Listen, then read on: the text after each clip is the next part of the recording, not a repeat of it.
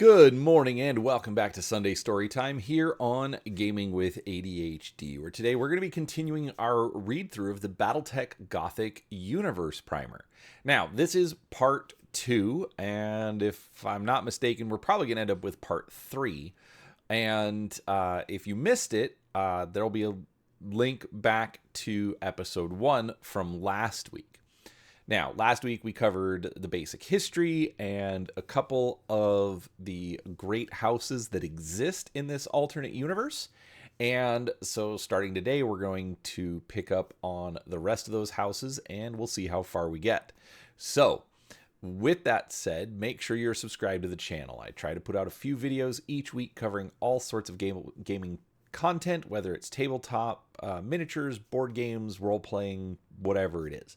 And I'd love for you to come along and see what we have to share. So make sure you're subscribed so you don't miss any upcoming videos. But with that said, let's get into the reading, where today we're going to start off with the Realm of the Celestial Throne, or the Golden Unity, also known as this universe's version of House Liao.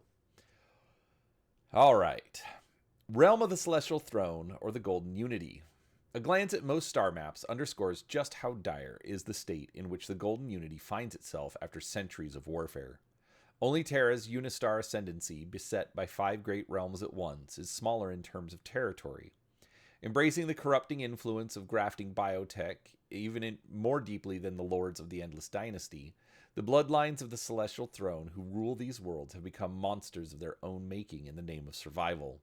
Many believe the fact that this realm persists at all as nothing short of miraculous, but those who have met the Unity's battle mechs and abominations in battle know full well the sheer ferocity, tenacity, and desperation that can come from a people who've spent entire generations with nothing left to lose. History. During the early Age of War, 6 smaller empires and trading pacts united to form a loose confederation after a conflict between 2 of them. The Capellan hegemony and the Sarna supremacy nearly spiraled out of control. The result was the Capellan Commonalty, formed in 2310 as a democratic alliance, led by a prime minister aimed at mediating any future disputes between member states and other affiliated worlds. Decades of internal corruption and the meddling of foreign powers, however, weakened the Commonality's authority and left the emergent power open to invasion by the nearby Federated Suns. Soon, even the capital world of Capella was occupied by foreign peacekeepers, sending the realm into crisis. To combat this threat, the Commonality was dissolved in 2367, its government replaced with a stronger, more centralized authority dubbed the Capellan Confederation. Under its first chancellor, Duke Franco Liao, the Confederation established not only its strength, but also its near-suicidal resolve by bombarding its own once capital world of Capella Prime to drive out the Davian dynasty's invaders. While such extreme tactics ultimately succeeded in establishing the Confederation's military as a force to be reckoned with, the horrors of the Age of War were only just beginning. In 2401, the Confederation was the first great realm to face the Free Worlds League's new abominations in combat, and the Tintavel massacre just over a decade later drove home the utter carnage possible when such rampant biotech runs amok. Hoping to stem the tides of chaos, Chancellor Alicia Liao proposed the Ares Conventions, interstellar accords meant to outlaw the use of abominations and other weapons of mass destruction and warfare, especially against the civilian populations of the human sphere. But, while many of the other realms signed on with these rules of war, virtually none were states bordering Capellan space. Forced to fight enemies willing to unleash nuclear and chemical weapons against them from all sides while flooding their borders with unnatural hybridized monsters, the Confederation struggled to survive the Age of War through increasingly desperate attempts at alliance with its least hostile neighbors. But the Thousand-World Coalition with the Tarian Concord collapsed as that ill-fated periphery state found new ways to commit genocide, and every pact with Endurian seemed to fall apart before the ink was even dry on the Chancellor's signatures. Even a bold open borders trade deal with the Terran hegemony in 2515 backfired, as it became little more than a means by which Terran spies and criminals would flood Capellan black markets with illicit, corruptive biotech. Worse yet, however, was the corruption that came from within. In 2451, a rebel general abducted Chancellor Duncan Liao and attempted to stage a coup. During his captivity, the Chancellor was forcibly infused with top-secret strength-augmenting grafts as an attempt to expose the Confederation's own research into the very abomination-creating biotech banned by its vaunted Ares conventions. In the process, Duncan Liao became the first known realm lord to be frayed, his genetics irrevocably corrupted by alien DNA. Transformed into a hideous monster, the Chancellor was declared unfit to rule by his own sister, Jasmine Liao, who assumed the throne, punished the rebels, and began a decades-long campaign of internal purges and zero-tolerance policies towards all grafting biotech. Duncan Liao, reviled by many as the Hunchback of Xi'an, was pushed into the shadows as biotech scientists were rounded up and imprisoned or executed, but years after Jasmine's death, he re-emerged to serve as the Chancellor once more. Jasmine's reign, which also included sharp clampdowns on the military to avert further coup attempts, set back Capellan defense even further than ever as both grafting technologies and the emergence of the battle mechs made warfare deadlier on all fronts. But it also set the stage for the dramatic reversal on public attitudes towards abominations in the Frayed when her heirs surprisingly yielded power to Duncan Liao upon coming of age. Ruling from the shadows, Duncan communicated his policies mainly through Jasmine's son, Hendrik Liao, to avoid shocking the sensibilities of a wary populace. This proved effective in stabilizing the realm's economy and relaxing many of Jasmine's restrictive commandments. While also successfully integrating battle mechs into the Capellan armed forces, Duncan prepared his young nephew for his own turn at the chancellorship. This led to Hendrik Liao creating the Order of Duncan within 3 years after his uncle's passing, which stated that the Confederation formally recognized those of frayed blood as fully human, deserving of all human rights and dignities. In the decades and centuries that follows, this recognition normalized grafting within the Confederation, give or take a few dramatic exceptions. Indeed, by the time Chancellor Terence Liao finally joined the nascent Star League in 2556, the Capellan Confederation was fielding its own battlefield abominations, and many citizens were making use of grafting biotech for medical and lifestyle-assistive purposes. Like the other great realms, the Capellan Confederation thrived during the peace of the Star League, but its fledgling acceptance of the Frayed and the benefits of grafting was suppressed, as Star League laws restricted such biotech. Nevertheless, whenever the question of modified life forms and hybridized humanity came to the fore, many Capellans proved far more open-minded on the subject than those who saw wartime abominations as the inevitable result of such research. In the enlightened age of the Star League, it seemed the great realm that once fought hardest against grafting science was now its greatest proponent. But no peace or age of enlightenment lasts forever. By the 2700s, complacency and corruption weakened the bonds holding the Star League together so much that conflict between the great realms erupted anew. Raiding parties struck border systems while their sponsors, arguing in councils and courts, dismissed them as bandits and rogues. When open warfare broke out between the Federated Suns and the Draconis Combine in 2725, the Star League's peacekeeper army was slow to react. When civil war gripped the Free Worlds League and transformed it into a new collective in the 2730s, both Lyran and Capellan appeals for Star League intervention went ignored.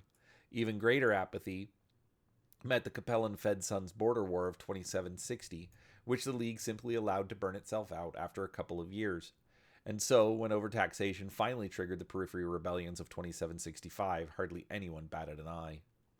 Only in hindsight would the new Vandenberg rebellions become the straw that finally broke the Star League's back. Painfully aware that the League was dying, the Capellan Confederation spent the years of the Amorous Crisis building up for the inevitable fighting on its own borders. No matter who came out on top between the Rimworld's usurper and the Star League's peacekeeper general, Chancellor Barbara Liao realized the Confederation would be easy prey for the Federated Suns and the collective of the Violet Crux. Crash restarts of long-dormant abomination programs commenced in secret, while mech forces mobilized to all border regions, especially along the coreward zones nearest to the crumbling Terran hegemony. The Confederation entered the endless war as an aggressor, determined to keep its enemies at bay before they could land its first blows. To maximize this strategy, the Chancellors suspended the Ares Conventions and their counterpart laws from the Star League Accords, authorizing the full-scale use of abominations and weapons of mass destruction to ensure overwhelming victories. Only through such savagery would the realm's enemies be made to think twice before invading what many saw as the weakest of their number. Thus was the tone set for the first few decades of the Endless War. While the Confederation's initiative won it many early victories from the Endless War, particularly against the Federated Suns, the resurgent Terrans and their United Assembly of Stars proved surprisingly resilient. The same proved true of the Collective of the Violet Crux, which launched its own drive against Endurian. By the time of Barbara Liao's passing in 2804, exhaustion was already setting in across the realm. Desperate for breathing room, Chancellor Ilsa Liao renounced her family's claim to the lost Cameron throne, and with it, the pretext for which the other great realms had joined the Endless War. But when she then offered peace proposals to the Terrans, the collective and newly rechristened Shining Kingdom of Avalon, all three states took them as signs of weakness and struck. The conglomerates of Terra used the overtures to infiltrate Capellan industries and preyed on the realm's economy to supply its own war machine, while the collective used them to finally claim ownership over Andurian and its surrounding systems in exchange for a tenuous ceasefire, and the Shining Kingdoms, emboldened to the extreme, simply launched more invasions at every critical world along their border. Each of these responses infuriated the Chancellor, and although her people suffered, they managed to persevere. With only one front to focus on for a brief time, the Capellan military deflected the most lethal kingdom assaults, but was forced to resort to nuclear and biochemical weapons as often as it did warships, battlemechs, and abominations. In the meantime, spies and saboteurs were planted on every world lost to foreign powers, their activities aimed at sowing the maximum amount of chaos and rebellion possible, if only to tie up enemy resources. On the home front, the Chancellor focused on her most desperate strategy of all, a grafting program of unprecedented scale aimed at her own citizenry. At first applied only within the realm's military training programs, but later emerging on key worlds in danger of falling to invaders, new strains of highly corruptive, infectious grafts were secretly introduced to the local livestock, crops, and water supplies. As the mutations began, millions died, while many more transformed into fearless, nearly feral beasts. Humans and creatures alike became fearsome horrors, fed and focused by socio-political indoctrination that vilified and dehumanized all non-Capellans across local media.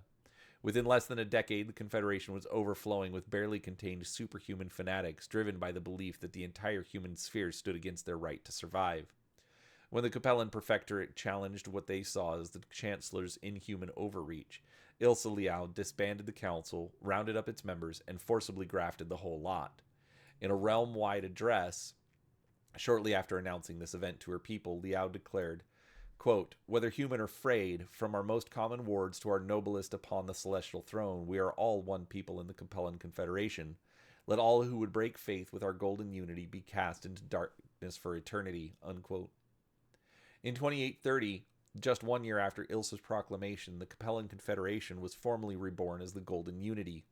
Furthermore, the House of Scions, the political body of upper nobility that comprised its legislative arm since the Prefectorate's dissolution, was restructured as the House of the Celestial Throne and placed under the direct rule of the Liao dynasty. The centuries since have seen no ebb in the Unity's determination to survive at any cost against their enemies. While the other great realms of the human sphere condemn and denigrate the Celestial Throne for embracing the monstrous, the Golden Unity's survival speaks for itself. Philosophy and culture. The old Terran populations who settled the worlds of the Golden Unity hailed largely from a mix of Asian nation-states, particularly China and Russia. While other cultural influences are also visible across the realm, the dominant motifs in modern Unity architecture and customs trace their roots to these so-called Eastern origins. Like most human sphere realms, the Golden Unity's power revolves around the rule of generational nobility, many of whom descend from the earliest masters of the settled worlds in their space. In the centuries before the Star League, when interstellar communication was only as fast as the nearest available jump ships, neo-feudal rule proved by far the most stable means of government and military coordination. Like just about everywhere else, the nobility who arose in the post-Terran Alliance power vacuum were the industrialists and politicians willing to tame the chaos around them. In the Confederation's days, these people formed what became known as the House of Scions, and from them arose an advisory council known as the Prefectorate, created to both select and advise the chancellors tasked with directing their collective resources in common defense. Today, the Prefectorate may be gone, but the Scions themselves live on as the House of the Celestial Throne and remain subservient to the great Liao dynasty. In theory, this political system might have been more open to a rotating succession of leaders from different powerful families had it not been for the near-continuous state of conflict the Confederation faced from its inception. where the larger realms of the Free Worlds League and Federated Suns both evolved to neo-feudalism from pseudo-democratic roots. The Confederation, with its limited territories, found itself almost constantly operating under a general state of emergency. In such a political environment, it was thus only natural for the leadership and citizenry to adopt a more cautious and restrictive approach to governing, ever on the watch for signs of internal corruption and imminent invasion by hostile neighbors. Thus it was that the Confederation of old gave way to the virtual police state that is today Golden Unity, a realm in which the government and citizens keep a wary eye on one another for signs of treachery, and where deception and secrecy are precious tools in the hands of the meek and powerful alike. The curious aspect of this is the strange juxtaposition between the Unity's rampant government paranoia and the seemingly bottomless faith its people have in that government's rightness. The powers that be within the realm of the Celestial Throne might be brutal and capricious, but in the egalitarian society of the Golden Unity, where natural humans and corrupted Freyed are considered equals, even they are comrades in what has been a generations-long fight for survival. The normalized inclusiveness toward frayed humans, known in the Unity as augments, is perhaps the most unique aspect of Unity society, especially given its population's near constant state of paranoia. While much of this undoubtedly stems from the fact that the Chancellor's own bloodline has been frayed since the reigning of Barber Liao, who secretly resorted to grafting to treat a rare blood disease she developed in childhood, it is widely known that nearly 30% of the citizenry possess at least some augment DNA, compared to about half as much in most other realms. For most generations of interbreeding have diluted the more apparent mutations caused by past grafting, resulting in people who blend in perfectly with those of unmodified blood. Even so, strangers to the Unity would likely be shocked by how often one can encounter and converse with a family of people who possess exotic, almost alien features, or witness a public address featuring the reptilian visage of Chancellor Maximilian Liao. Military might. The United Armed Forces is the Golden Unity's primary warfighting organization, serving as both the first line of defense against invaders and as the main body of any military expeditions against its comrades. Since the days of the original Capellan Confederation, the UAF has practiced a style of warfare that looks as much towards its own defeat as it does victory. Painfully aware that the empires at their borders are typically larger and more well-equipped, the Golden Unity prepares for the eventuality that their defenses may fall at any time in the face of sheer numbers and brute force, so their troops are trained in insurgent operations. Invaders who think they have broken a Unity regiment may thus be shocked to find their efforts to ravage or occupy a target world under constant harassment by smaller, highly mobile combat cells. Deeming nearly any tactic necessary in the name of survival, UAF cells operating in this manner are known to employ even the most horrific means to shatter their enemy's resolve, and with the aid of local populations, this can quickly make any new conquest a meat grinder for monsters and mech warriors alike. The UAF maintains stringent staffing quotas to keep their forces at full capacity, and conscription drives are common before and after any major military operation to cover recruitment shortfalls. Any able-bodied ward citizen or resident within the realm may be called up to serve regardless of race, gender, or social class. Membership in a planetary militia, global police force, or warrior house auxiliary all count as military service, especially during times of crisis when such assets might be attached to the UAF troops for support. Indeed, during any insurgency operations, all local paramilitary groups are expected to join with the Unity's regular defenders and follow the UAF's direct commands without question. To sustain its readiness, every world within the Golden Unity that has a human or frayed population of 100,000 or more operates, at minimum, its own military training facilities for infantry, basic ground armor, and atmospheric aircraft. Training for more sophisticated aerospace forces, battle mechs, and abominations are fewer in number, but available to entrants from nearly every Unity system. The Capella War College, Sarna Martial Academy, and the Sion University of War rank among the best military schools the Unity has to offer, but merit matters more than wealth when it comes to who can enroll in their classes. Alongside the UAF proper stand the Warrior House Auxiliaries, special quasi-religious semi-autonomous military forces raised by the regional nobility for additional defense. First conceived and introduced in the 2860s by a group of Celestial Throne nobles under Chancellor Dainmar Liao, the auxiliaries were originally developed as defense-only garrisons centered around a single battle mech regiment and supporting infantry, armor, and aircraft. Although the auxiliaries were initially forbidden access to interstellar transport assets and abominations as a check against potential treason, Reforms over the following decades resulted in greater authority, or greater reliability, larger force sizes, and the ability to support mobile campaigns under the direct authority of the chancellors themselves. Today, the Golden Unity boasts 10 auxiliaries, each comprising an average strength of 1 mech regiment, 1 abomination regiment, and 2 regiments of armor, infantry, or aerospace forces. After several encounters over the decades since their creation, the Unity's Warrior House auxiliaries demonstrated such effectiveness and dedication that the Shining Kingdoms of Avalon introduced its own Warrior House analog in the 2930s. The Unity's embrace of abominations as a key military element has remained strong since the later years of the Age of War. Although Star League laws forbade the use of grafting in combat forces and limiting grafting-based research to medicinal use and theoretical-only human augmentation, the Old Capellan Confederation continued to study and develop the technology in secret. This work was finally exposed in the swiftness with which the realm fielded its first fighting abominations in the Endless War soon after the Star League's collapse. The subsequent fraying of the Liao bloodline and the increasing use of bio-augmented troops also demonstrated how deeply grafting has been wedded to the Unity's modern defense. Even the UAF's hyper-elite death commandos include augment warriors in their number. Because the most heavily frayed tend to look more animalistic than human, many of the Golden Unity's enemies tend to underestimate their effectiveness on the field of battle or dismiss their society and military as manifestation of some insanity on the part of the Chancellor and the Celestial Throne. Realm of the Endless Dynasty, Collective of the Violet Crux. Although it is the oldest of the 6 great realms in the human sphere, the Collective of the Violet Crux is often the hardest of all to describe in just a few words. Ever since its founding as the Free Worlds League, the Collective has vacillated between the ideals of egalitarian democracy and the iron-fisted reign of military fascism. Despite boasting a robust economy and proven track record for innovation as the creators of grafting biotech, the Collective comes across as average and mundane when compared to its neighbors.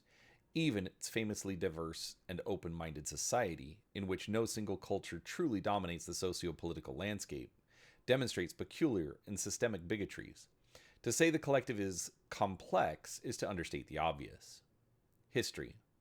In 2271, the interstellar nation known today as the Collective of the Violet Crux was the first of the Great Realms to form in the wake of the Terran Alliance's collapse. 3 smaller star groups, the Principality of Regulus, the Federation of Orient, and the Merrick Commonwealth, united to form the Free Worlds League. While the League was organized as a parliamentary democracy in which every world had representation and a vote in league-wide affairs, the state of near-constant fighting with neighboring powers and rogue internal elements required the creation of a military head of state in the form of the Captain General, whose task was to lead the realm and its disparate military forces through times of crisis only. The rest of the time, in theory, the League's member provinces and the various affiliated independent worlds were expected to maintain their own affairs in relative peace. Unsurprisingly, this arrangement did not function as planned during the turbulent times called the Age of War. The wealthiest and most powerful families of its founding states quickly dominated League politics in the Principality of Regulus. House Silage ruled, while House Merrick held sway in the Merrick Commonwealth, and the Allisons claimed the Orient Federation as their birthright. As the Free Worlds expanded its influence through diplomacy and force, the heads of these 3 dynasties would engage in endless political intrigue to attain ultimate control over the League and its destiny. Only external threats from the nascent Terran hegemony and emergent powers like the Proto-Capellan states would force the League's ruling families to set aside their differences for the common good. By the end of its first century, the Free Worlds found itself hemmed in by the Terran hegemony, the Lyran Commonwealth, and the Capellan Confederation.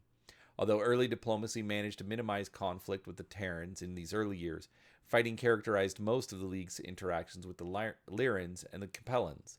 It was during this time, in 2352, that a scientist in the Principality of Regulus made a scientific breakthrough that would transform the battlefield for centuries to come. While studying curious new types of highly adaptive xenofauna, an eccentric, or some would say mad, exobiologist named Josiah Medelson discovered a means of rapidly and coherently splice features from multiple distinct animals together into a new chimeric whole, a methodology he called grafting. Through cloning and conventional husbandry, these new hybrid creatures were developed and bred rapidly, and on grander scales than possible via existing gene editing techniques. Regardless of their evolutionary origins, Even creatures from wholly different ecosystems and morphology could potentially be hybridized via the grafting process. Even more dramatically, grafting enabled a smoother integration of mechanical implants and prosthetics, so such creatures could easily be made even stronger and more durable than their enhanced biology allowed. Medelson championed the advantages of grafting biotechnology and its products as a boon for taming newer, more exotic worlds, and for all the ways it would revolutionize medicine and industry alike. However, despite the proven advantages, controversy and cynicism followed his every proclamation. Many condemned the mad scientist of Regulus, as he was dubbed in the media, for recklessly playing God, and his hybrid creations quickly became known as abominations. But while the public was repulsed and outraged over Medelson's work, the military arms of several Free Worlds League states proved far more receptive to the potential benefits. In 2359, the 3rd Principality Guards Regiment received its first company of combat abominations for field testing, a group that included over 20 flying, simian-like creatures standing an average of 3 meters in height and 18 4-meter-tall, 8-legged quasi-reptilians. Each beast wore a specially fitted tactical harness that supported armor plates thick enough to stop artillery shells and weapons heavy enough to shred entire infantry platoons or blast a main battle tank to pieces in seconds. Leaked footage of the first classified war games that used abominations both fascinated and horrified audiences in the civil and military sectors alike, as these monsters easily ripped through a battalion of remote-operated drones and automated sentries. Despite objections to their use on a variety of social and ethical grounds, many of the League's provincial militaries welcomed their own detachments of combat abominations over the decades that followed.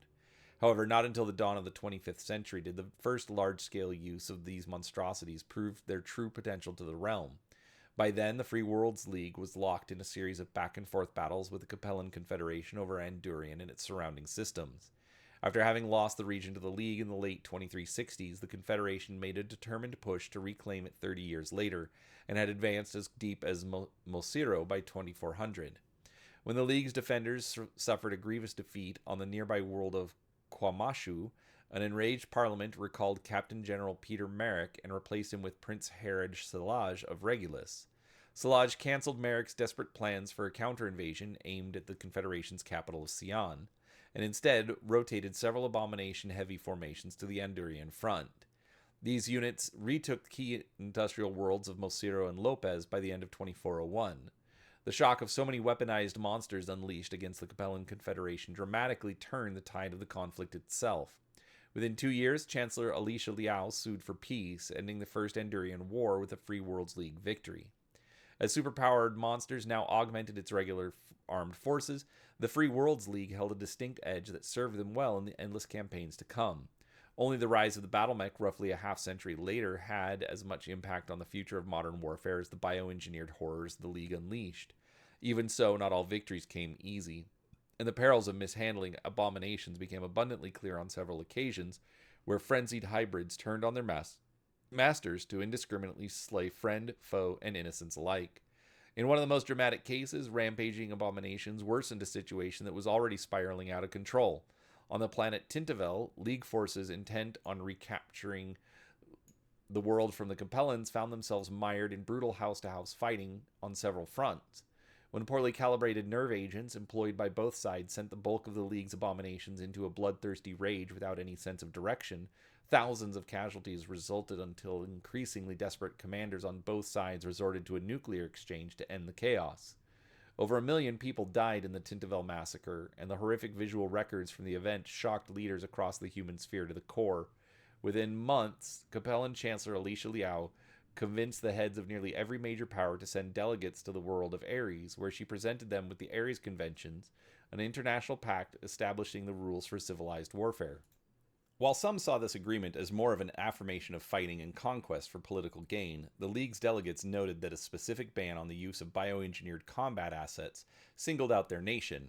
Even after all three of the League's chief rivals agreed to ratify the Ares Conventions, the League declined, refusing to surrender its greatest military advantage. On the home front, League politics continued to roil and shift throughout the Age of War. A deadlocked effort to recall Herod Salaj as Captain General in 2423 resulted in a compromise in which Prince Salaj was named Prime Minister of the Parliament and de facto head of the political state, while Peter Merrick was named Grand Marshal of the League armies. 13 years later, Prime Minister Joseph Stuart threatened to recall Grand Marshal Terence Merrick, which resulted in a military coup that only ended when forces commanded by Prince Zafir Salaj broke through Merrick's blockade over Atreus and sent the disgraced Grand Marshal running into exile. To forestall further crises, the Grand Marshal's position was eliminated once more, and Zafir Salaj was installed as Prime Minister and granted sweeping emergency powers nearly identical to those of the old Captain Generalcy. During an arbitrated settlement with the Capellan Confederation after their fourth major contest for control of the Andurian worlds, the Free Worlds League became the first state willing to sign on with a multinational alliance to end the Age of War. In exchange for willingly ceding Andurian to the Confederation, the League guaranteed an end to centuries of fighting by aligning themselves with the Terran hegemony alongside their Capellan rivals. The three-way partnership would ensure stability and mutually beneficial trade that none of the war-weary powers could afford to pass up. As additional alliances over the coming years brought the other three great realms into the fold, the Age of War gave way to the Golden Age of the Star League. While the creation of the Star League finally forced the Free Worlds League to suspend its militarization of grafting biotech, allowances for theoretical research and medical applications enabled scientists and entrepreneurs across the realm to expand into new avenues within the commercial and experimental sectors. Combined with Terra's experts in mega engineering, grafting made it possible to terraform hundreds of new worlds in a fraction of the times once dismissed as barely feasible. Bold new solutions to xenoplanetary afflictions were developed for transplanted flora and fauna of nearly every kind. Minimally invasive therapies for human subjects, devised and used only under the tightest of scrutiny, helped save and extend lives. Many also suspected that the League expanded its grafting endeavors into outlawed black operations and underworld markets, especially among the annexed worlds of the Canopian Magistracy, where legal authorities were infamously lax. Few cases of this were ever proven during the days of the Star League, however, and fewer still could be linked to the Free World's government in any way. After all, by the time of the Star League, virtually every member state had already gained access to the science of grafting, and yet, political tensions within the Free Worlds League continued beneath the placid surface of Star League prosperity. With the Age of War ended, the emergency powers granted to the Prime Minister were formally rescinded, providing other families the opportunity to preside over the realm-wide government. Although the well-entrenched Salaj family had earned wide respect at home and support from the Terrans Cameron dynasty, the Merricks, Allisons, and Stuarts all sought to depose them in one manner or another. By the 2660s, extremists along these factions turned to terrorism, bombing, poison, or gunning down their enemies in broad daylight, regardless of how many innocents fell as collateral damage.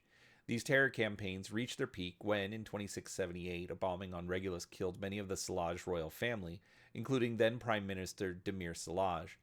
The Principality of Regulus's crown fell then to a critically injured Rajneesh Salaj, who required extensive use of medical grafting to survive. After becoming Prime Minister in the following year, the determined and vengeful Rajneesh initiated a harsh series of purges, manhunts, and government reforms, all aimed at rooting out the terrorists and the systemic corruption he blamed for enabling it. Over nearly 60 years, the Free Worlds League was transformed forever. By the time it was over, the Merrick family, convicted as the masterminds behind the most heinous acts of treason and terror, were all jailed or exiled. A portion of the nearby Canopian Magistracy, dubbed the Canopian Covenant, was annexed for alleged meddling in Free Worlds League affairs. The Allisons, Stuarts, and several other minor noble houses all saw their titles and property stripped away and awarded to Salaj loyalists and other patriots who'd put the welfare of the League ahead of their own ambitions. Finally, a strict new constitution revised the realm-wide government into a more centralized authority, reducing provincial control over military and commercial affairs and vesting greater power in the hands of the newly defined office of High Prince. Under a new banner based loosely on the personal livery of High Prince Rajneesh, the Free Worlds League of old transformed into the collective of the Violet Crux, and with their bloodline legacy legally bound to the leadership in virtual perpetuity, the Salages became known as the Endless Dynasty. While the Parliament on Atreus remained the primary legislative and judicial body for the realm, the Crux's military and executive authority was henceforth centered on Regulus. When the Star League finally broke down after the Amherst treason, many of the collective citizenry mourned the loss but laid much of the blame on the Cameron dynasty's apathy and incompetence in the final decades. In anticipation of the wars to come, the newly crowned Hypatia Salaj, daughter of Rajneesh, immediately ordered the reactivation of the realm's military abominations. A whole generation of beastly creations, born in secret labs and kept in stasis throughout the Star League era for just such an emergency, were decanted, raised, and trained for battle before most other realms could even organize their own programs. The Crux moved first on the Terrans, only to find their offensive blunted by the lingering Star League Knights and Peacekeepers, who had refused to depart with the rest of the Protector General Kerensky's Great Retirement, and now fought under the banner of Jerome Blake's United Assembly of Stars. With the Lyrans and Capellans launching their own offenses, the Crux entered the endless war on the defensive. While there have since been many great victories and many shattering defeats, the collective of the Violet Crux has found itself locked in a centuries-long stalemate against its ever-hostile neighbors, trading mechs and monsters for worlds reduced to ash as often as not. As with the other great realms of the human sphere, the endless war has seen the Crux lose many systems as much to neglect and corruption as to the predations of sworn enemies. But the Endless Dynasty remains, resolute, determined to survive all challenges no matter the cost. Philosophy and culture. The collective of the Violet Crux is one of the most culturally diverse of the great realms in the human sphere, where other states have deferred to, if not fervently embrace, select elements of their originating societies, such as the Neo-Japanese shogunates of the Draconic Imperium, or the Shining Kingdom's obsession with all things Arthurian. The people who live under the rule of the Endless Dynasty are not so easily classified by such old Terran references. For example, even though the Salaj family of Regulus has long maintained an affinity for its Hindu roots on Terra's Indian subcontinent, many of the royal line have instead favored faiths and traditions from across many ancient Middle Eastern and Arabic societies. Indeed, throughout many worlds of the periphery of Regulus, Kemetism, a Neo-Egyptian style of worship and architecture, has become popular throughout the centuries to the point where its influences can be felt realm-wide. Although some of these cultural stylings may have become more widespread, none has achieved a true dominance over the others. Politically, the collective is arranged as a constitutional monarchy, with most of the power vested in the hands of the High Prince, who hails from the Salaj dynasty. In the years since the Star League, specifically the reign of Rajneesh, it has become an open secret that the Salages make extensive medicinal use of grafting to extend their lives, resulting in High Princes who commonly live to be 120 to 150 years old. While the High Princes reign and command the realm's military from Regulus, however, the collective parliament on Atreus handles much of the realm's legislative and judicial business, responding as needed to the High Prince's directives while providing all member worlds a voice in the realm-wide government. Because a neo-feudal hierarchy also runs throughout the collective's worlds, many who serve in parliament belong to the noble class, even if they were chosen to represent their homeworlds by some other method, such as public elections. The days when an absolute military commander ruled the state are long gone, but the titles of Captain General, Grand Marshal, and Prime Minister remain in forms decidedly subservient to the High Prince. In this subtle way, the people are reminded of the realm's past crises and the downfall of those who once used such titles to take power unlawfully. A free market economy and several still thriving industrial worlds have given rise to an entrepreneurial spirit in the collective that rivals even the Ironclad Alliance. The Crux is industrialist, while also seeing to it that the realm's wealthier citizens enjoy a comfortable existence in today's age of endless war, also make it possible to keep pace with the realm's battlefield losses, so long as nothing severely disrupts their supply lines. Because of this, the collective tends to see many among the untitled upper class as the economic heroes of the realm, tirelessly striving to keep people employed and working for the good of all, without the gaudy trappings of nobility. Whether these CEOs, bankers, and wealth managers see themselves the same way as anyone's guess. The collective's cosmopolitan, social, political, and cultural makeup has fostered a realm that sees itself as quite enlightened and open-minded on matters of faith, equality, and social obligations, but its detractors disagree. Despite being the creators and most advanced users of grafting biotech, for example, the collective espouses laws and social mores that border on callous and indifferent in its treatment of abominations, be they beastly or humanoid in nature. With exceptions for those in the upper classes who have willingly taken advantage of medicinal or augmentive grafting, a distinct belief permeates the whole realm that any creature or person who has been modified through such biotech has, quote, cheated on its natural origins.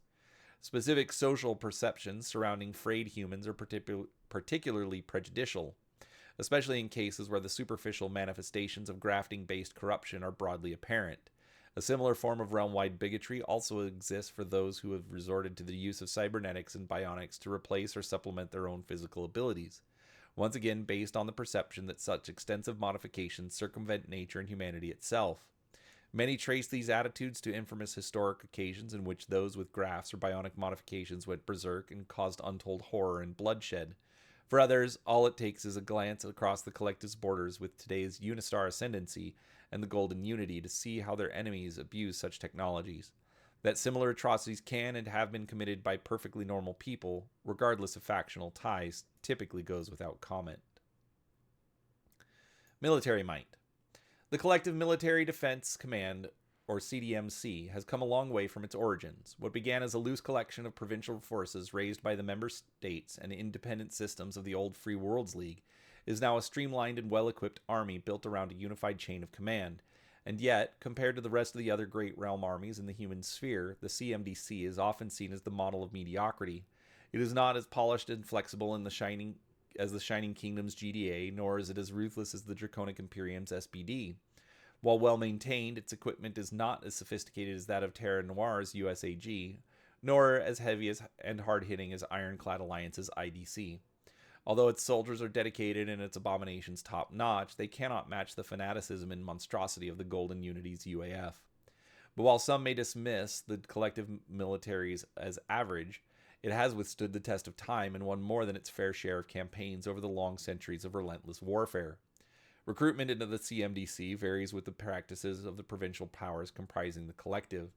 Although each member state is legally held to recruitment quotas based mostly on its economic, industrial, and political standings, the process by which they meet these quotas and with what types of forces are open to negotiation. For example, a relatively poor, remote, and unincorporated system like Wolof might manage to meet its defense obligations with volunteer drives for a few thousand able bodies and a year to staff some support services. Meanwhile, the wealthy, heavily industrialized worlds of the Atrian Commonwealth would not only be on the hook for several regiments worth of mech warriors, abominations, infantry, and aerospace fighter pilots, but also the technical, medical support necessary to keep them all in fighting trim.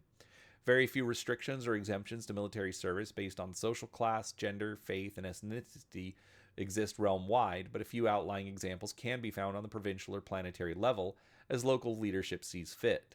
If such limitations impair the CMDC's ability to maintain readiness, however, they can be suspended on the authority of Parliament, the Grand Marshal, or the High Prince himself.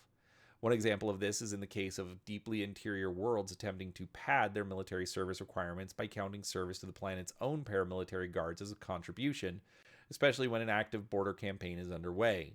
Such cases may warrant parliamentary orders to redeploy some or all of these paramilitary assets to serve on the active front for an indefinite period. Like the other great realms, the collective generally maintains basic training facilities on all worlds of significant population to raise and prepare its infantry, ground vehicle crews, and other military support service branches. These facilities supplement the graduates from more sophisticated academies and universities, and other facilities used to raise and train mech warriors, abominations, aerospace personnel, and officers. Technically, all CMDC-run military academies are open to all citizens, regardless of social standing and provincial origin, but many may still encounter various unofficial social, financial, and political barriers to entry here and there. Among the collective's most prestigious military colleges are the Aitutaki Academy on Regulus, the Atrian University of War on Atrius, and Pritzfield Academy of Orient, and the Duchy of Gibson's Cruciform Martial Academy. Although the modern CMDC is an amalgamated force composed of the original defense commands of the old Free Worlds League's member states, the nationalized status of these once local commands freed the member states' budgets to raise and maintain provincial armies of their own. Thus, much like the planetary militias of the other great realms, there exists a broad range of localized defense forces who back up the CMDC on a semi-autonomous basis. In times of emergency, these lower house forces can be suborned by the regular army, but due to legal restrictions on their size and equipment allowances, they generally fill the role of rearguard defense, low-risk garrison duty, or humanitarian relief. As the originators of grafting biotech, it should come as no surprise that the Violet Collective maintains one of the human sphere's most advanced and expansive programs in the creation, development, and training and deployment of battlefield abominations.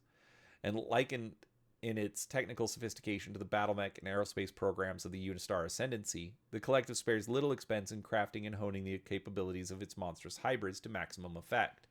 Having long since settled, in their minds at least, the ethical and legal questions raised by their greatest contribution to modern war, Their bioengineers and trainers provided the CMDCs with the healthiest, most reliable, and most adaptable abominations in the human sphere, fit to well-proven standards for utility work and combat alike. The collective's abominations and robust battlemech assets together form a highly competent frontline force of technological and biological war machinery. Despite their technical advantage in grafting science, the collective doesn't boast the sheer number of combat abominations and frayed human warriors as do their neighbors in the Golden Unity, but this is only another sign of their expertise in the matter. Strict controls on breeding populations and genetic deviation are rigidly applied, and multiple safeguards are maintained to prevent the undue corruption of human bloodlines. Indeed, grafts applied to human subjects are heavily regulated throughout the collective, specifically to prevent the kind of deviation seen throughout the Liao family and their realm of the Celestial Throne. All right. Realm of Blood and Steel, or the Ironclad Alliance. Born from the union of three mercantile states known as the Lyran Commonwealth during the Age of War, the Ironclad Alliance of today is only a shadow of what it was during the glory days of the Star League, but it remains one of the greatest industrial powers in the human sphere, while its military is powerful and well equipped. Its people's obsession with wealth, status, and titles has led to a command structure riddled with social climbers and sycophants. At the same time, a new spiritual revival championed by the Grand Archon herself may herald a new age of ill-advised crusades aimed at not only the realm's classic enemies, but also the fallen and forgotten worlds within its own borders. History. In 2341, three mercantile states, the Alliance of Donegal, the Federation of Sky, and the Tamar Pact, formally united to create the Lyran Commonwealth. Although the Commonwealth's three greatest rival realms had already formed by then, a fourth realm, the Rimworld's Republic, raised the most alarm in those days. Spanning a cluster of systems just a few jumps forward of Tamar, the Republic was forged as a bandit kingdom by a pirate who fled the aftermath of the First Rebellion against Terran rule. The Tamar Pact and the Rimworld's Republic had just barely averted war a few years before, but when a coup toppled the Rimworld's government mere weeks after signing a neutrality agreement with the Pact, the need for mutual defense became clear to Tamar and its other trading partners on Donegal and Sky. Representing their respective realms, Simon Marsden of Donegal, Thomas McQuiston of Sky, and Kevin Tamar of Tamar ultimately agreed on a government inspired by the Greek city-states of ancient Terra. Ruled by 9 archons, 3 from each founding state, with one among them chosen to lead and speak for the whole as Archon Basileus, the Lyran Commonwealth established a loose but mutually beneficial trade and defense alliance where no one state was favored over the others. Unfortunately, while the 3 founders were excellent businessmen controlling powerful mercantile empires, they were woefully unprepared for the challenges of merging their 3 different economic and bureaucratic systems into a cogent whole. It took 5 years just to finalize selections for the 9 archons, and choosing one among them to be Archon Basileus proved nearly impossible. With no voice to temper and prioritize the ruling council's directives, clashing policies flooded out from the capital on Arcturus, throwing interstellar markets into chaos and confusion. Public confidence in the newborn realm cratered as local economies fell into disarray, leading to widespread shortages, inflation, and protests. Meanwhile, whispers circulated of possible invasion from the growing reach of the Draconis Combine, while others feared the threat of similar attack from the Terran hegemony. By the late 2360s, on the heels of a Combine border dispute earlier that decade, prominent voices in all 3 founding states were openly discussing secession from the Commonwealth. In August of 2375, Robert Marsden, leader of the Donegal Prefectorate and its military forces, seized power on Arcturus in a remarkably bloodless coup and declared himself Archon Basileus. Forming a new parliament with representatives from every Commonwealth world and exposing the corruption of the other archons for all to see, he quickly gained the people's support and set about cleaning up the Lyran bureaucracy while strengthening its military defenses. Marsden's Articles of Acceptance, which outlined the new responsibilities and obligations of the Commonwealth's member worlds, offered broad freedoms in exchange for the realm's economic and defensive benefits. So it passed with support from the majority of the newborn Estates General. Over 20 worlds balked at the New Deal, however. Marsden ordered trade blockades to bring most of them in line, but 8 self-sufficient systems, including Tamar and Sky, continued to resist. His hand force, the Archon Basileus, ordered these worlds invaded, their rebellions crushed, for the good of the Commonwealth. While this act and the lifetime imprisonment of the other Archons would make Marsden infamous among the Lyran people for generations to come, the aftermath ensured the realm's survival as a legitimate major power in the human sphere. To stabilize and strengthen the realm, Robert Marsden packed the Estates General and his high command with loyalists. While effective in helping him rebuild the economy and expand the military to effectively oppose foreign aggressors like the Draconis Combine and the Free Worlds League, Robert's nepotism also bred blind spots and arrogance. This culminated in an impulsive and disastrous attempt to invade the Free Worlds League and capture the world of Promised Land in 2395, an assault in which 10 Commonwealth regiments were completely wiped out. Although the Archon never formally authorized the attack, he bore the brunt of the blame. Between the horrific casualties and the scandal that followed, the future of Robert's leadership was cast into doubt. But as fate would have it, he died in bed soon afterward, leaving leadership of the realm to his brother Alistair. Alistair Marsden's reign was brief, just 13 years, but it proved transformative. Favoring competency over blind loyalty, he reformed the High Command to avoid the kind of adventurism that had proven so costly on Promised Land. With conflicts elsewhere occupying the Commonwealth's neighbors and a trade agreement ensuring stability on the Terran border, the Lyrans knew nearly a decade of peace before the Draconis Combine launched a massive surprise invasion against them in 2407. The sheer ferocity of the Combine attacks put the Commonwealth defenders on the back foot almost immediately, as swaths of the Tamar-packed worlds fell before the onslaught. A panicked Estates General proposed relocating the realm's capital from Arcturus to Tharkad in the Donegal Protectorate. But Archon Alistair vowed not to abandon what he called the Commonwealth's heart. The planetary representatives of the Estates General were allowed to move to provisional facilities on Tharkad by year's end, but the High Command and other government agencies remained in place on Arcturus, and it was from there that Alistair planned the counterattacks against the Combine. In 2408, soon after pulling off a devastatingly successful raid against the Draconis staging areas on Vega, Alistair Marsden perished in a battle on the world of Arrakis. Marsden's death left the Commonwealth shocked but resolute. His widow, Catherine Steiner, a highly educated beauty who had captured the hearts of most Lyrans even before her marriage to Alistair just a few years before, became Archon with support from the Estates General. While well-versed in military and political history, Catherine was no warrior and made clear her desire that the Commonwealth be a peace-loving nation in which the children only played at wars and did not actually need to fight them. But with her realm already under Combine attack and threats still looming on every other border, she wisely appointed the best military advisors and commanders to oversee the nation's defense. With a leadership often described as a firm hand in a velvet glove, Steiner led further reforms of the Commonwealth's economic, political, and military systems, transforming all in ways still felt to the present day. Under Catherine Steiner's reign, the Commonwealth finally adopted German as its official language, established the kroner as its unifying currency, refined its emergent system of nobility, and reformed its military rank structure. After the horrors of the distant Tintavel massacre, Catherine signed Alicia Liao's Ares Conventions, though she ultimately maintained the Commonwealth's right to study and use grafting biotech and abominations specifically outlawed by that agreement. By the time she finally ceded her throne to her son, Alistair Marsden Steiner, the age of war she wished to avoid was well underway, but her Commonwealth was strong enough to survive it. After the Terran hegemony developed the Battletech, the Lyran Commonwealth was the first to obtain the technology with a daring false flag raid against the hegemony's top-secret facilities on New Dallas. Together with the abominations derived from the study of captured Free Worlds League samples, the development and use of battlemechs in a series of deep raids against all four of the realm's hostile neighbors bolstered the Commonwealth's strength through the rest of the Age of War and to the birth of the Star League. For the Lyran Commonwealth, the centuries of the Star League era were a time of peace and technological prosperity. Indeed, aside from the occasional market slump or tax spike, the realm faced few real challenges in those golden years. If anything, this era might have been too good for the Lyrans, as many foolish voices began to see their government as redundant. What need was there for the Mutual Defense Pact of the Commonwealth when there was now a far more powerful Star League keeping the peace? Fortunately, reason prevailed, and when the end of the good times came, as they always do, a strong Commonwealth was ready for it. The Lyran Commonwealth, like the other great realms, stood by when the traitor Amaris overthrew the Terran hegemony and plunged the Star League into a civil war. But Archon Robert Steiner II wasted little time seizing on the pretext to secure the war-ravaged Rimworld Confederacy once Alexander Kerensky's peacekeepers were through with it. The League was on death's door, and Robert prepared the Commonwealth for conflicts to come.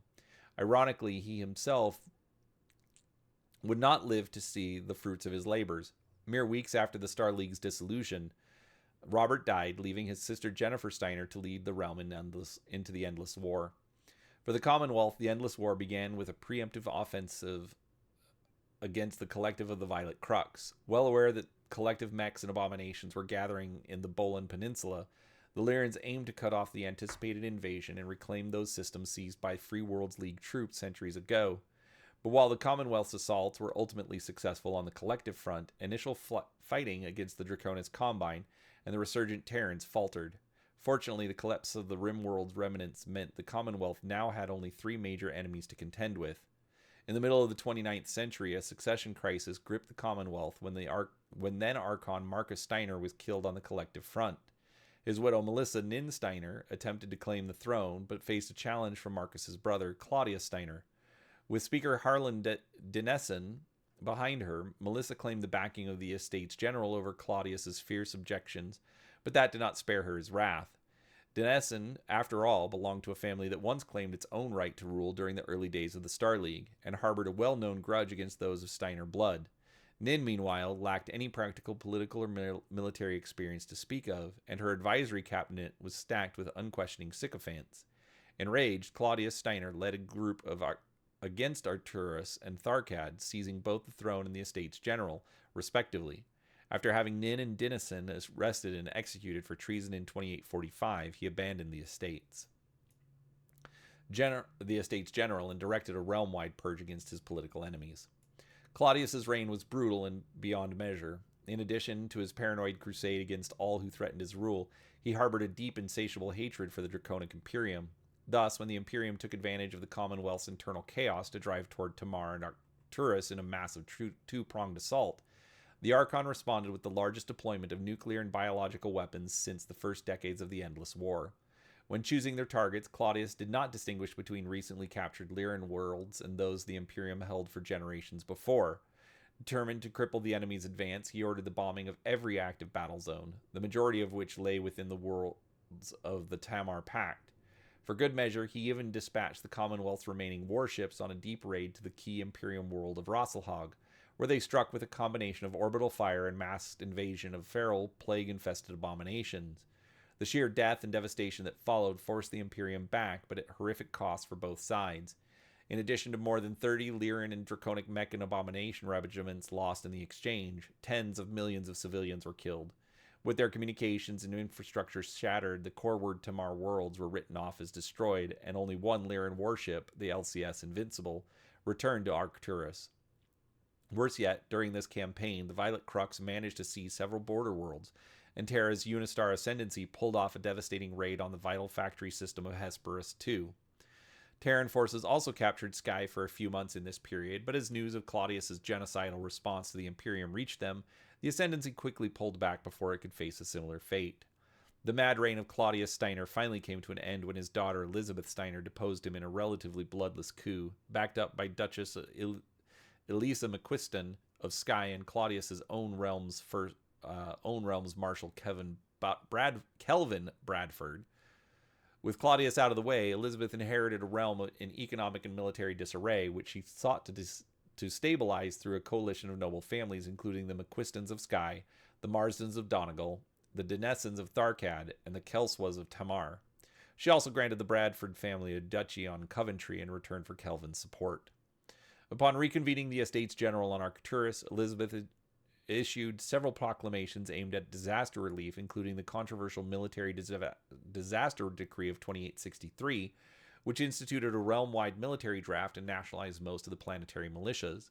In her first nationally broadcast speech before the reconstituted Estates General, Archon Elizabeth Steiner pledged to rebuild the Lyran worlds devastated by her father's rule to restore the realm to prosperity, declaring her devotion to the realm was ironclad forever. The people rejoiced, desperate to turn the page on a new chapter of history.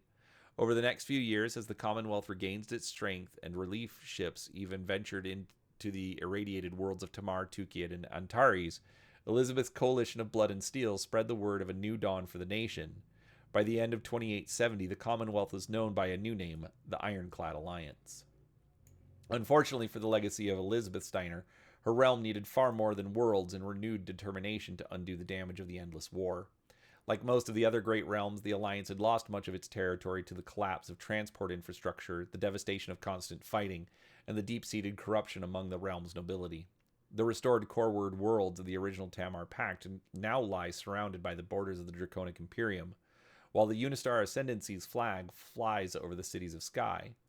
Meanwhile, a new religious movement has wormed its way through the Alliance's halls of power, the Eisenkirche, the Iron Church, whose adherents now included the latest head of the Steiner dynasty, Grand Archon Lisa Bradford Steiner. Philosophy and culture. Since the days of the first Steiner archons of the Lyran Commonwealth, the Ironclad Alliance has been a society dominated by a mix of ancient Terra's Germanic and Scandinavian cultures. German is the official language of the realm, and the religious landscape is awash with as many variations of Norse polytheism as it is the Abrahamic faiths of Terra's post-classical Europe. Indeed, the current Grand Archon, Lisa Bradford Steiner, has recently become one of the loudest voices of the Eisenkirche, a hybridization of Assyrian and Christian scriptures into a belief system that recognizes the souls of human and monster alike. This has led to a sweeping movement advocating for redeeming the Lost Alliance worlds overrun by rampant abomination populations. A closer look at this realm, however, reveals a far more diverse range of ethnic and social groups. From the mix of Scottish, Irish, Italian, and Japanese influences of the Hesperan baronies to the English, Dutch, and Spanish communities found in the Coventry Holdfast and the Tamar Islets. This variety is hardly unique to the ironclad worlds, but it can come as a shock to those who presume the realm's Germanic influence to be as deeply and harshly imposed as the Draconic Imperium's Japanese-steeped culture. In truth, aside from the established language laws, titles, and rank structures, there exists no overtly mandated state culture in the Alliance, nor are any specific religions or social groups openly singled out for official persecution. Even when speaking of the Freyed, or Freykin in ironclad parlance, only individuals who reject or oppose the Alliance itself are worthy of its ires. Dissenters across the realm can find themselves regularly accused of blasphemy for questioning the will of the state and its beloved Grand Archon. Religions and cultures aside, what the peoples of the Ironclad Alliance revere above all else are wealth and industry. Deeply rooted in the Alliance's origins is the largely mercantile partnership of the old Lyran Commonwealth, the prosperity of the realm's core worlds, and the industrious entrepreneurial nature of their citizenry have seen them through most crises, while strength and military pursuits are lauded as well.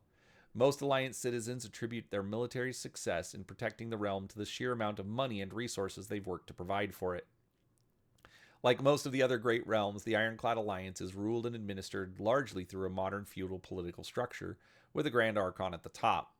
A legislative and advisory body known as the Estates General provides representation for the Alliance's member systems, and the Supreme Court provides for the ultimate arbitration of realm-wide legal questions, but their ability to rein in an Archon's excesses are limited. Simply put, whatever the Archon says goes, and the objections of those who oppose can only be logged for posterity unless they have a last-minute change of heart. Throughout the realm and beneath the Grand Archon is a vast interwoven system of aristocracy that includes entitled nobility, the corporate elite, and other wealthy power brokers who often exist in a state of shifting alliances and financial competition. That said, the Alliance's title system and the socio-political powers that come with it is more fluid in nature than the other great realms of the human sphere. The Alliance has more tiers to ascend or descend on the social ladder than anywhere else, and the relative power within each one can fluctuate with the simple matter of how a given title holder came by their claim. For example, a baron who earned their position and title directly from the Grand Archon for a battlefield glories is far more important and influential than the trillionaire who simply cashed in their family's generational wealth for controlling shares in a work mech factory. Savvy Alliance citizens are keen to keep track of such things, as favors among the rich, famous, and the titled can fluctuate almost as wildly in value as any commercial stock. Thus it is that the Alliance's market-driven economy, even the power and loyalty of the leadership can become mere commodities to buy, sell, and trade. On the matters of grafting biotech, abominations in the frayed, attitudes in the Ironclad Alliance are fraught with controversy. From a purely scientific point of view, there is an acknowledged distinction between the hybridization of subsapient life forms and the use of transformative grafting on humans. For this reason, all debates on the subject draw a sharp dividing line between what the Ironclad called monsterkin and those they call freykin, but there is also a recognition that a growing number of monsterkin have demonstrated a capacity for learning and awareness that borders on what freykin already possess. This has resulted in fierce discussion over whether certain monsters may possess souls the way humans and Freys do, and what to do about them if this is the case. Religious fervor in the Alliance has been on the rise since the Grand Archon became a devoted champion of the Eisenkirche, which has led to genuine call to purify these potential souls. This spiritual mission has also prompted a renewed interest in the affairs of the marauder states and other destabilized regions within the Alliance borders where wayward and feral abominations hold sway. Military might. Once known as the Lyran Commonwealth Armed Forces, or LCAF, the Ironclad Defense Corps, or IDC, is one of the largest and best equipped military commands, indeed shy of the Unistar Ascendancy's USAG. With its exclusive access to lingering remains of Star League era technologies, the IDC claims the greatest defense budget of the human sphere. The average tonnage of a typical Alliance battlemech regiment runs 20 to 50% higher than those of any neighboring powers, and the IDC in general employs a greater level of overall technical maintenance than any realm besides the Unistar Ascendancy. Unfortunately for the Alliance, wealth and weaponry alone do not win battles. Although the IDC's rank-and-file soldiers are competent and fierce, the officer corps is riddled with those who see military service as a mere stepping stone to greater wealth and social status. Whether they are glory hounds eager to earn title and standing in the realm's many royal courts at the cost of their underlings' lives, or ruthless opportunists hoping to exploit loopholes and oversights for a shot at lining their own pockets, many throughout the Alliance military maintain agendas that weaken the realm's effectiveness in combat. Many efforts to stamp out such corruption and weakness have been made over the centuries, but the nature of ironclad society all but ensures that it returns within a generation. Voluntary recruitment into the IDC is open to all citizens of the Alliance, regardless of race, gender, faith, or economic status. While this generally maintains the realm-wide need for conventional forces, support troops, and vehicle crews, however, periodic and regional conscription drives or special incentives are often necessary to fill the ranks during times of economic or military hardship. Complicating matters are the currents of social stratification that conspire to keep those of lesser means from climbing the chain of command, where the wealthier and better connected hold sway. Without the support of generous sponsors or enough money to grease the wheels, otherwise promising soldiers often spend their entire careers locked in place or assigned to one ignominious post or another, until they muster out early or die as cannon fodder. Of course, truly exceptional individuals can and do power through all of this entrenched elitism from time to time, but this often requires as much luck as it does skill. Like other great realms, the Ironclad Alliance maintains basic training facilities on most of its populated systems, allowing for the ready preparation of foot, mechanized, and mounted infantry, ground vehicle crews, atmospheric transport and support, and technical maintenance. Graduates of these facilities typically serve in planetary militias, paramilitary services such as the local police, and conventional support regiments for the IDC's frontline mech divisions. Although the Alliance's wealthy elite are not legally allowed to raise the kind of secondary army seen in the Golden Unity and the Shining Kingdoms, many of the realm's entitled nobility and uber-rich commission security forces that use military equipment and are staffed by soldiers trained in-house or at IDC-affiliated boot camps. Unsurprisingly, higher-level military education often comes with price tags and sponsorship requirements that limit their access to applicants of means and connections, lest too many of the unwashed masses get it in their heads that they can compete with their social betters. As a result, the kind of officers who emerge from so-called elite schools like the Nagelring or on Arcturus, the Coventry Martial Academy, or the Pandora War College, and Hesperus University tend to be aristocrats of variable combat quality. For those of more limited means, however, some of the Alliance's more patriotic or eccentric movers and shakers have developed their own avenues to produce well-trained soldiers, while also cashing in on the entertainment value of competition in blood sports. Examples of these common folk-friendly programs include the Gladiator Stables of Solaris 7, Noisiel's School for Aspiring Mech Warriors, and the Tharkad Technical Institute. The high quality of the IDC's battlemechs, aerospace craft, and other material might be dulled by the limited capacity of its soldiers and officers, but the same cannot be said of its abominations. The monsterkin that support the IDC's battlemech forces are frighteningly effective on the battlefield. While the debate rages over where the line lies for sentience and souls among the realm's grafted creations, the laboratories, ranches, and handling schools responsible for creating, raising, and maintaining the Alliance's fighting beasts are accomplished masters of their trade. Without compromising in the art of producing the best biotech killing machines possible, the Ironclad are perhaps more concerned than many with their monsters' overall health and longevity. Alliance monsterkin handlers often demonstrate more empathy for their charges than seen outside the Golden Unity, and many will risk life, limb, and even their military careers to save the creatures they've formed a rapport with. While critics deride this kind of behavior as a bleeding heart coddling of military war beasts, others have noted that the Alliance Monsterkin's unmatched fearlessness, reliability, and devotion tell a different story. All right, so at this point, we are just over an hour, and so I am going to pause here for one more week. So come back next week, and we will finish off the Battletech Gothic Universe Guide. I do hope you enjoy this. I hope you've been, finding some of it at least interesting. Honestly, I'm still impressed with how they're keeping the houses familiar, but throwing in some interesting twists. So overall, still a fan. But with that said, make sure you're subscribed to the channel so you don't miss any of the new videos. And as always, thanks for watching, and we'll talk to you next time.